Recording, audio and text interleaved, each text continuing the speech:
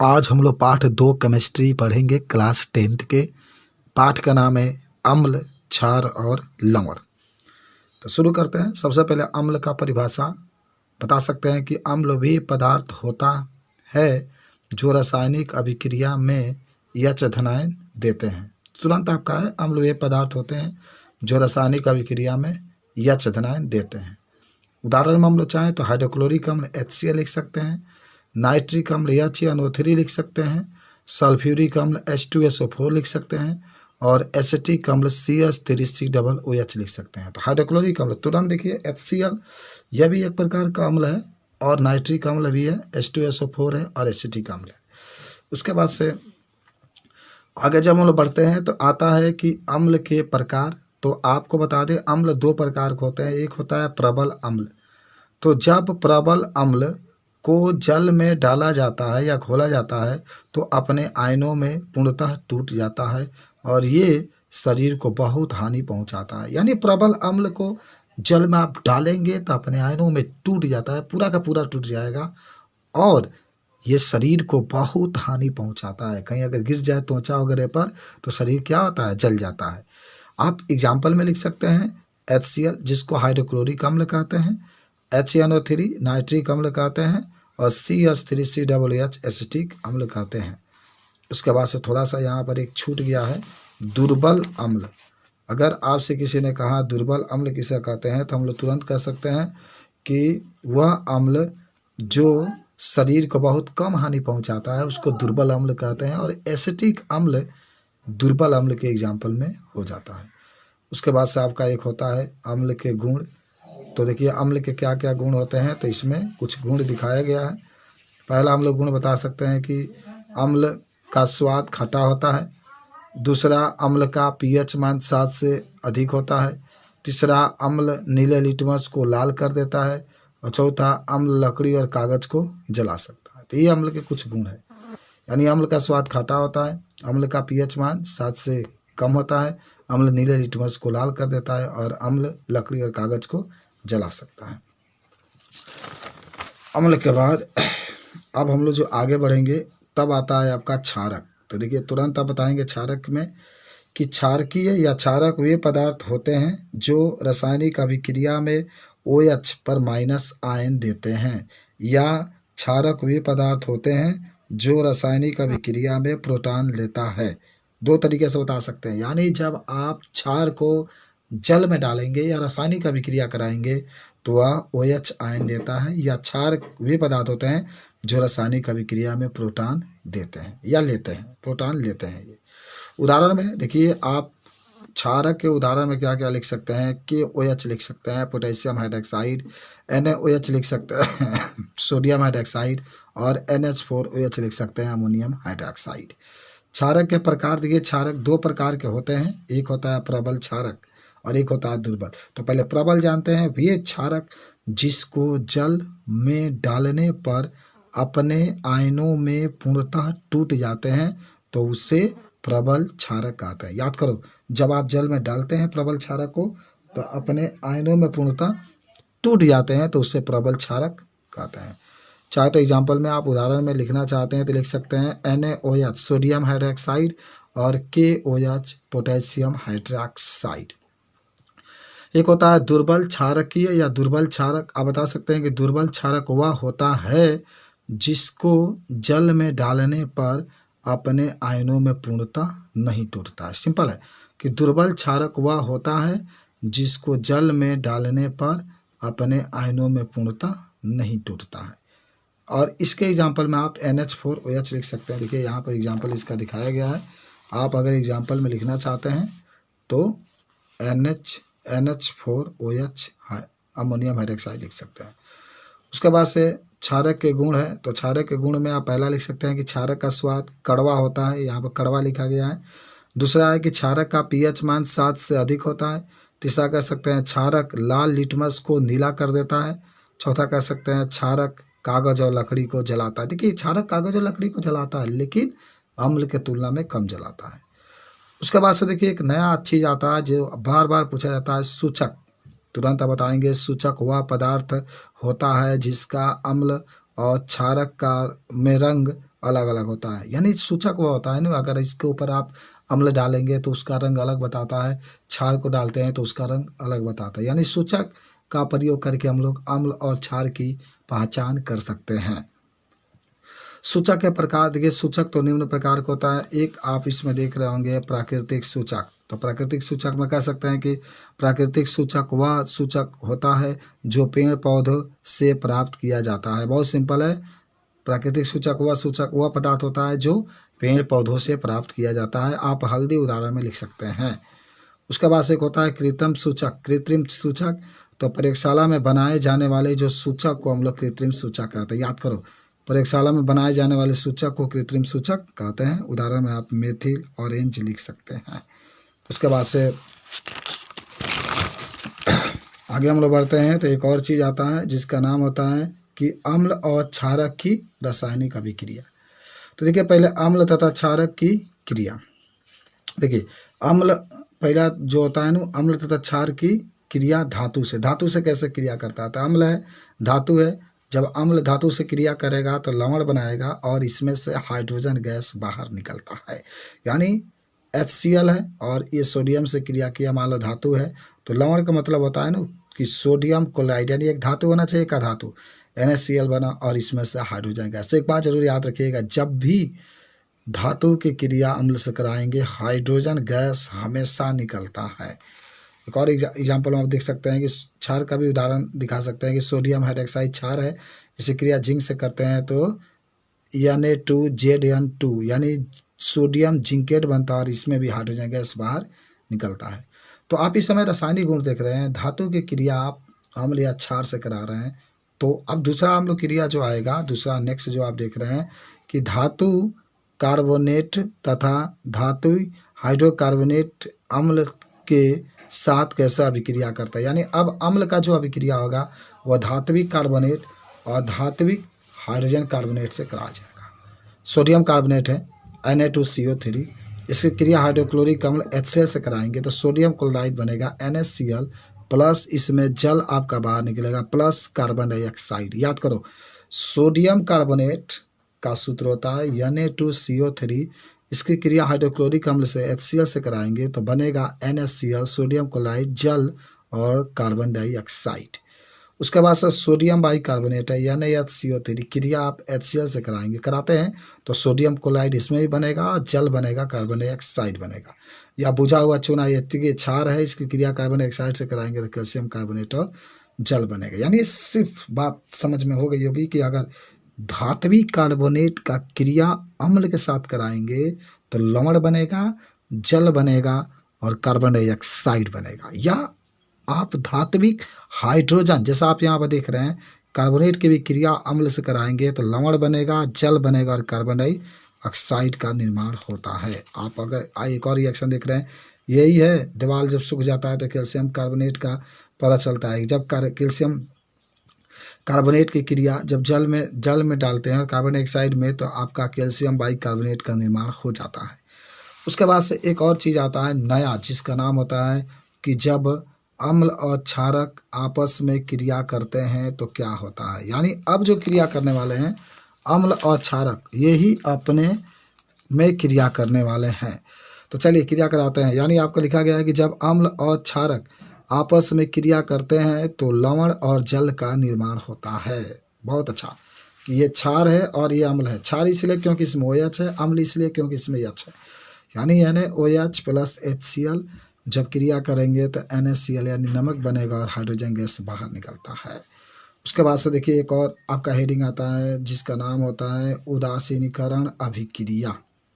Simple कह सकते हैं कि जब अम्ल और क्षारक आपस में क्रिया करते हैं करके जल और लवण का निर्माण होता है या करते हैं तो उसे उदासीनीकरण अभिक्रिया कहते हैं। सिंपल है कि जब अम्ल और क्षार आपस में क्रिया करके जल और लवण का निर्माण करते हैं तो उसे उदासीकरण अभिक्रिया कहते हैं। एग्जाम्पल में देखिए NaOH है, ये क्षार है, और HCl ये अम्ल है। जब क्रिया किए तो NaCl नमक बना और प्लस जल बना। सिंपल। तो NaOH सोडियम हाइड्रोक्साइड है प्लस हाइड्रोक्लोरिक अम्ल है, जब क्रिया किए तो NaCl सोडियम क्लोराइड बना और जल बना। एग्जाम्पल में हम लोग बता सकते हैं। नेक्स्ट पर चलते हैं हम लोग। देखिए अम्ल के साथ धात्विक ऑक्साइड की क्रिया। कैसे धात्विक ऑक्साइड का मतलब कि धातु के साथ ऑक्सीजन जुड़ा होगा, जैसे sodium oxide Na2O, calcium oxide CaO, magnesium oxide MgO। तो तुरंत आपका ये देखिए लिखा गया कि जब अम्ल धात्विक ऑक्साइड के साथ क्रिया करता है तो लवण और जल का निर्माण होता है। यानी जब अम्ल धात्विक ऑक्साइड के साथ क्रिया करता है तो आपका निर्माण हो जाता है जल और लवण का। तो देखते हैं रिएक्शन में। रिएक्शन आप देख रहे हैं यहाँ पर दिखाया गया है कि किस तरीके से कैल्शियम ऑक्साइड ये धात्विक ऑक्साइड है और अम्ल HCl से क्रिया किया है तो कैल्शियम क्लोराइड CaCl2 + H2O यानी जल का निर्माण हो गया है। उसके बाद से देखिए नेक्स्ट एक और बात आता है, इसमें कहा जाता है कि सभी अम्ल और क्षारक में समानता, यानी अम्ल और क्षार दोनों में क्या समानता है। तो पहले देखिए सभी अम्ल और क्षारक धातु से क्रिया करके हाइड्रोजन गैस अलग अलग करते हैं। याद करो मैंने कहा था ना कि चाहे अम्ल हो चाहे क्षार हो, जो भी धातु से क्रिया करेगा उसमें से हाइड्रोजन गैस बाहर निकलता है। एग्जाम्पल में देख लीजिए HCl ये अम्ल है, यानी धातु है, क्रिया किया लवण बना NaCl और H2 हाइड्रोजन गैस बाहर निकलेगा। या आप सोडियम हाइड्रोक्साइड NaOH लीजिए, क्रिया किया कैल्शियम से तो बुझा हुआ चूना बना CaOH का ट्वाइस, देखो हाइड्रोजन बाहर निकला और सोडियम भी बाहर निकलेगा। उसके बाद से एक बात होता है pH मान। याद करो pH मान की बात करेगा तो बता सकते हैं pH मान किसी पदार्थ की हाइड्रोजन आयन की सांद्रता को बताता है। याद करो pH मान किसी पदार्थ की हाइड्रोजन आयन को H+ से डिनोट करते हैं की सांद्रता को बताता है। आप H+ बराबर 10 के ऊपर -pH लिख सकते हैं या pH बराबर -log H के ऊपर H धनायन लिख सकते हैं। इसको H धनायन को हाइड्रोजन की सांद्रता कहते हैं। ये देख रहे हैं हाइड्रोजन की सांद्रता कहते हैं। उसके बाद से आगे जब हम लोग बढ़ते हैं तो नेक्स्ट जो चीज़ आता है उसका नाम होता है pH स्केल। बहुत सुंदर है और हम लोग जानते हैं कि pH स्केल के बारे में अगर पूछता है तो क्या कर सकते हैं तो समझते हैं। कथा किसी बिलियन में उपस्थित हाइड्रोजन आयन की सांद्रता ज्ञात करने के लिए एक स्केल विकसित किया गया जिसे pH स्केल कहते हैं। pH स्केल पर किसी पदार्थ का pH मान 0 से 14 तक होता है। याद करो यानी किसी भी बिलियन में उपस्थित जो हाइड्रोजन आयन होती है उसकी सांद्रता ज्ञात करने के लिए एक pH स्केल को विकसित किया गया और जिसे pH स्केल कहते हैं। हालांकि जो pH स्केल होता है इस पर जो पदार्थ का pH मान होता है वह 0 से लेकर के 14 तक होता है। देखिए याद करो, देखो मैं थोड़ा सा दिखाता हूँ, यही आपका pH स्केल है। याद करो यही pH स्केल है। देखो यहाँ 0 से लेकर के ये जैसे जैसे आगे आप बढ़ेंगे यहाँ 14 तक मान दिया गया। याद करो ये 0 और 1 के बीच में जो होता है जट्ठा रस यहाँ पर लिखा है, लगभग इसका 1.2 होता है। नींबू का रस लगभग 2.2 होता है। और यहाँ पर देखिए 7 शुद्ध जल का pH मान 7 होता है। याद करो शुद्ध जल का pH मान 7 होता है या रक्त का pH मान लगभग 7.4 होता है। याद करो milk of magnesia 10 milk of magnesia का pH मान 10 होता है और यहाँ पर सोडियम हाइड्रोक्साइड बिलियन का लगभग pH मान 14 होता है। तो ये सब चीज़ हम लोग बता सकते हैं, यही है pH स्केल। उदासीन जो बिलियन होता है उस उदासीन बिलियन का pH मान 7 होता है। तो इस तरीके से बता सकते हैं pH स्केल। देखिए कुछ चीज़ और बातें, अगर कोई बिलियन अम्लीय बिलियन होगा तो उसका pH मान 7 से कम होगा। ये चिन्ह दिखाता है, नोक जिधर होता है वो कम। कोई भी बिलियन है अगर अम्लीय है तो उसका pH मान 7 से कम होगा। कोई बिलियन अगर उदासीन है तो उसका pH मान 7 के बराबर होगा। जैसे जल आप अभी देख रहे थे, जो बिलियन उदासीन होगा उसका pH मान 7 के बराबर होगा। और क्षारकीय बिलियन जो बिलियन जिसका pH मान 7 से अधिक होगा उसे क्षारकीय बिलियन कहते हैं। तो माने ऐसे बिलियन जिसका pH मान 7 से अधिक होगा उसको क्षारकीय बिलियन कहते हैं। एक चीज़ आता है कि दैनिक जीवन में pH का महत्व। तो भाई पौधे और छोटे छोटे शाकीय पौधों के लिए pH मान सही होना चाहिए तभी उसमें वृद्धि होता है। यानी pH मान में आप बता सकते हैं कि वृद्धि कराने के लिए उसको ये ज़रूरी होता है। कुछ और बातें होती है pH मान में, जैसे हमारे पाचन तंत्र का pH मान। अत्यंत रोचक बात है कि हमारे शरीर का जो पाचन तंत्र है उसका भी पीएच मान सही होना चाहिए, तो भोजन को पचने में कठिनाई कम होती है। और देखते हैं यहाँ पर देख रहे हैं पीएच परिवर्तन के कारण दंत क्षय। मुंह का पीएच मान देखिए 5.5 से कम होने पर दांतों का क्षय प्रारंभ हो जाता है। ठीक है ना, पीएच मान 5.5 से कम नहीं होना चाहिए, उससे अधिक होना चाहिए। अगर दांत का पीएच मान 5.5 से कम होगा तो दंत क्षय शुरू हो जाता है, यानी दांत टूट के गिरना प्रारंभ हो जाता है। पशुओं और पौधों द्वारा उत्पन्न रसायनों के आत्मरक्षा, पीएच मान के द्वारा ही पौधे भी अपना आत्मरक्षा कर पाते हैं, ये भी चीज़ आप बता सकते हैं। तो ये है पीएच मान के उपयोगिता। आगे बढ़ते हैं हम लोग। और तब एक चीज़ आता है जिसका नाम होता है लवण। याद करो, लवण बता सकते हैं कि जब अम्ल और क्षार आपस में क्रिया करते हैं तो लवण और जल का निर्माण होता है। याद करो कि जब अम्ल और क्षार आपस में क्रिया करते हैं तो क्रिया करने के बाद जल का निर्माण होता है, लवण और जल का निर्माण होता है। जैसे लवण में NaCl सोडियम क्लोराइड, ये भी एक लवण है, और KCl पोटेशियम क्लोराइड, ये भी एक लवण है। उसके बाद होता है लवण के प्रकार। तो लवण के प्रकार में हम लोग कुछ प्रकार इसको देख रहे हैं। कई प्रकार होते हैं। सामान्य लवण, तो बता सकते हैं कि वह लवण जिसमें यच और OH नहीं पाया जाता है। सिंपल, वह लवण जिसमें यच या OH नहीं पाया जाता है तो उसे सामान्य लवण कहते हैं। उदाहरण में आप NaCl लिख सकते हैं, सोडियम क्लोराइड। सिंपल, तो सामान्य लवण के बारे में भी आप बता सकते हैं। उसके बाद से एक और आता है जिसका नाम होता है अम्लीय लवण। याद करो, कह सकते हैं वह लवण जिसमें केवल एक यच पाया जाता है, यानी कोई भी लवण हो जिसमें एक यच अगर उपस्थित है तो उसे अम्लीय लवण कहते हैं। जैसे उदाहरण में आप NaHCO3 जिसे हम लोग सोडियम बाइकार्बोनेट कहते हैं या सोडियम हाइड्रोजन कार्बोनेट कहते हैं, या खाने का सोडा का यही सूत्र होता है। सिंपल। उसके बाद से एक होता है क्षारकीय लवण। सिंपल, बता सकते हैं कि वह लवण जिसमें OH उपस्थित होता है उसे क्षारकीय लवण कहते हैं। याद करो, वह लवण जिसमें OH उपस्थित होता है उसे क्षारकीय लवण कहते हैं। OH होना चाहिए। देखिए CaOH का थ्राइस नहीं होता है, यहाँ पर ट्वाइस होगा। कैल्शियम हाइड्रोक्साइड ये एक प्रकार का क्षारकीय लवण है।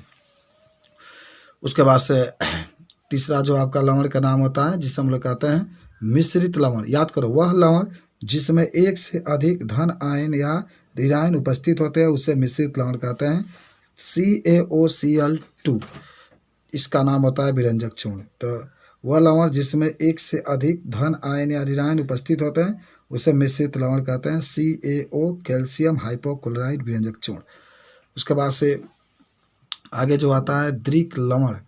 तो द्विक लवण में कह सकते हैं वह लवण जो जल में घोलने पर अपने आयनों में टूट जाता है तो उसे द्विक लवण कहते हैं। यानी वह लवण जिसको जल में घोलने पर अपने आयनों में टूट जाता है तो उसे द्विक लवण कहते हैं। उदाहरण में K2SO4 Al2SO4 का थ्राई 24H2O, यानी पोटेशियम एल्युमिनियम सल्फेट। यही है फिटकिरी का सूत्र, K2SO4 इंटू या डॉट Al2SO4 का थ्राइस और डॉट 24H2O। उसके बाद से एक होता है संकर लवण। तो वह लवण जिसको जल में घोलने पर अपने आयनों में नहीं टूटते हैं तो उसे संकर लवण कहते हैं। वह लवण जिसको जल में घोलने पर अपने आयनों में नहीं टूटते हैं तो उसे संकर लवण कहते हैं।